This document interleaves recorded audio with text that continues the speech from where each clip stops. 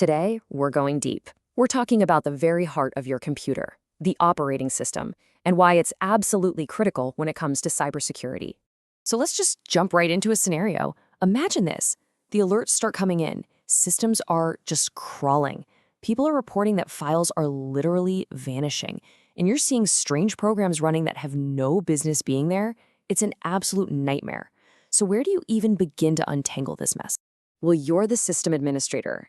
You are officially in the hot seat, and everyone is looking at you for answers. As you're staring at this chaos unfolding across all these different machines, some are Windows, some are Linux, it hits you. There's one common denominator here, one central battlefield for this whole fight, and that's the operating system. That brings us right here, a system under attack.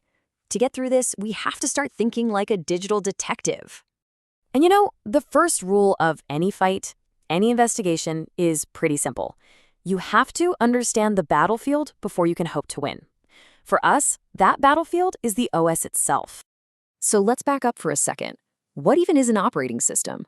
Well, you can think of it as the brain of the whole operation. You know, the textbook definition is that the OS is the software that manages all the computer's hardware. We're talking CPU, memory, storage, all of it. And it provides all the essential services that your programs need to run. But honestly, a much better way to think about it is that the OS is the master translator. It's this crucial intermediary that sits between you and the physical machine. It's the reason your browser can use your speakers to play a video that's showing up on your screen. It's the conductor, making sure all the different parts, the software and the hardware, are actually talking to each other and working together without crashing. Okay, so if we're going to defend the OS, we have to know how it's built, right? Let's map out the potential ways an attacker could get in by looking at its architecture, layer by layer. So at the very top, we have the application layer. This is pretty straightforward. It's all the programs you and I interact with every single day. Your web browser, Photoshop, a video game, you name it. It's the part we can see, and because of that, it's often the first place an attack begins. But how does one of those apps actually talk to the OS? It uses a couple of key messengers. APIs, that's application programming interfaces, and system calls. See, when an app needs to do something important like save a file, it can't just go and do it on its own. It has to send a special request, a system call, to the OS. The OS then handles it from there. And you better believe those communication channels are a huge target for attackers. All right, let's go a layer deeper. How does the OS tell a piece of hardware, say your printer, what to do? For that, it needs a special translator called a driver. Now, drivers are tiny programs, but they have a ton of power. And a single vulnerability in just one driver, that can give an attacker incredibly deep access to your entire system. And finally, the thing connecting all of this to the actual physical hardware is something called the hardware abstraction layer, or HAL.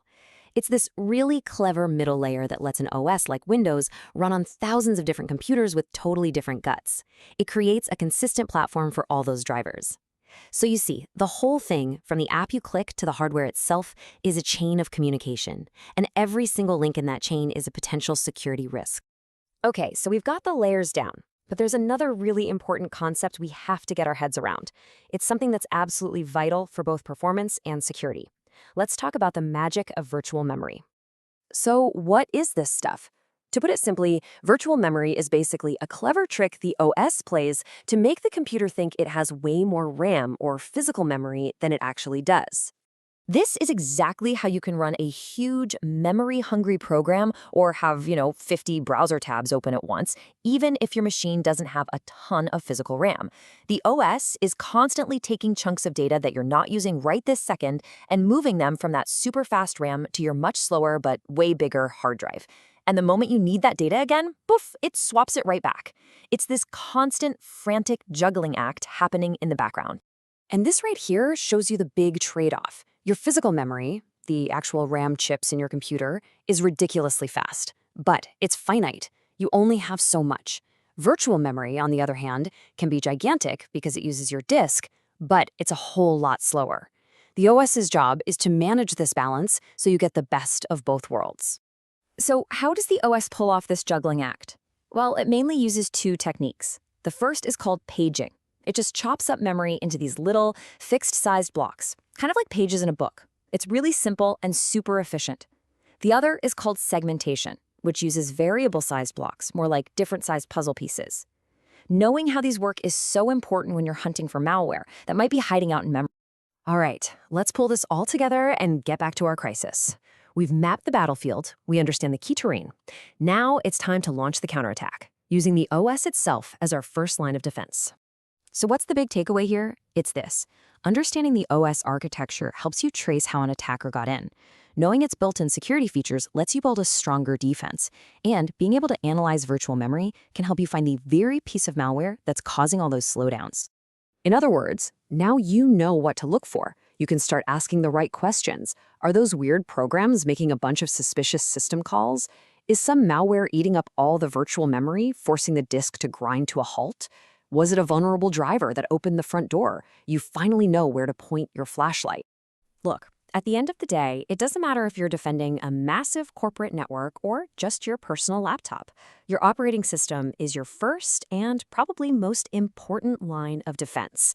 So I'll just leave you with this question. How well do you really know